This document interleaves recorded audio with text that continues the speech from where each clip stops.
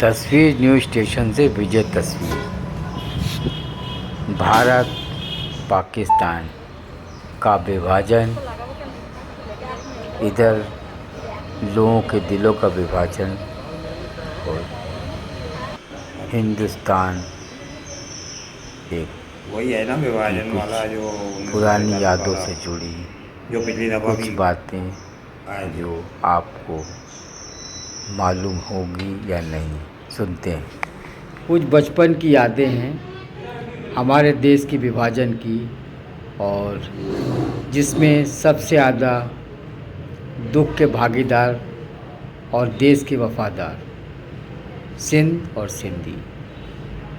उसके बाद में पंजाब और बंगाल, राजस्थान का, गुजरात का भी कुछ हिस्सा गया, मगर सबसे ज़्यादा त्रासदी झेली है। और देश में आज उनका उत्थान की वजह से सिंध समाज से काफ़ी देश भी डेवलप हुआ है।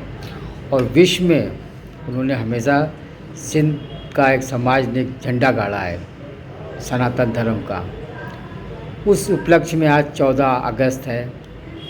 मैं प्रिंसिपल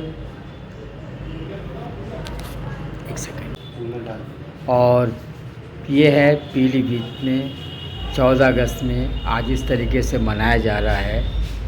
और कुछ बातें आपको डिटेल में मिलेंगी।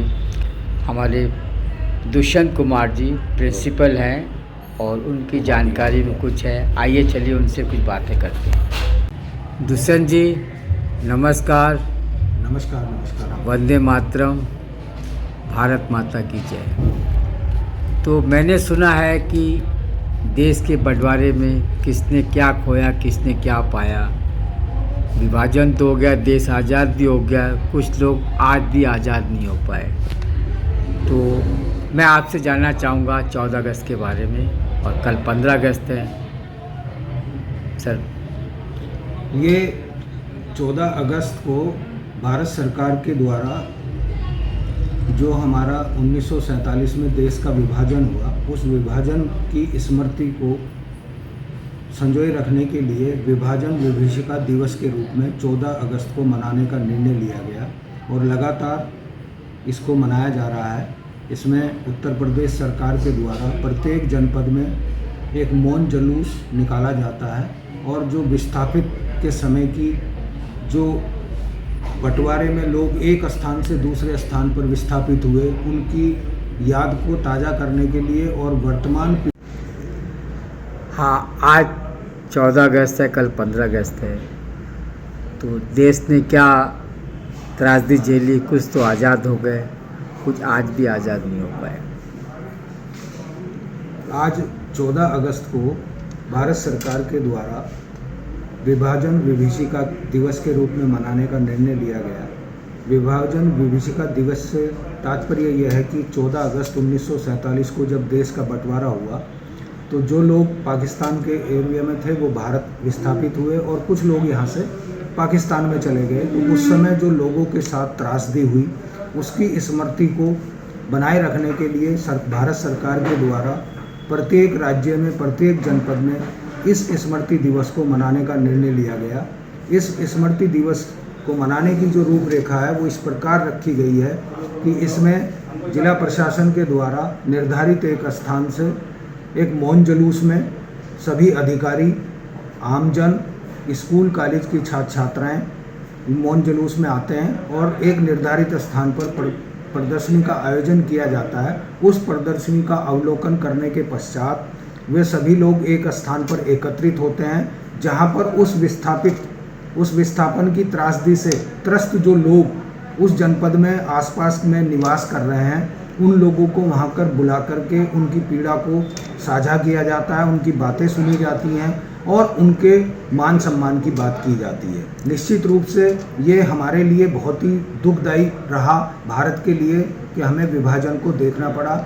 और इसके जब हम चित्र और इनकी जो वीडियो वगैरह देखते हैं तो उस समय जो लोगों ने जो वहाँ से विस्थापित होकर के भारत में आए, बहुत कष्टदायी जीवन जिया, तो उसी को जो हमारी आने वाली पीढ़ियाँ हैं और वर्तमान जो पीढ़ी है, क्योंकि उनके समय ये घटना नहीं हुई, तो उनको ये दिखाने के लिए कि ये जो आज़ादी है और जो वर्तमान भारत है, ये इसका जो आज हम स्वरूप देख रहे हैं, इसके लिए कितने लोगों ने बलिदान दिया, कितने लोगों ने अपने घर बार, अपनी ज़मीन जायदाद छोड़ी हैं और किस प्रकार उन्होंने भारत में आने के बाद अपने आप को जीवन यापन किया और अपने को स्थापित किया। तो निश्चित रूप से इस प्रकार के आयोजन हमारे जो युवा पीढ़ी है उसको प्रेरणादायी होते हैं, उनको सीखने के लिए बहुत कुछ उनसे प्राप्त होता है। सर, एक मेरा आपसे प्रश्न भी है। देश का विभाजन हुआ, जी आज़ादी भी मनाई हम लोगों ने, मगर कुछ लोग आज भी आज़ाद नहीं हो पाए, जिसमें सबसे बड़ा बलिदान सिंधी समाज का है। सिखों को फिर भी आधा पंजाब मिल गया, बंगालियों को फिर भी आधा बंगाल मिल गया, गुजरात का कुछ हिस्सा गया, राजस्थान का भी कुछ हिस्सा गया।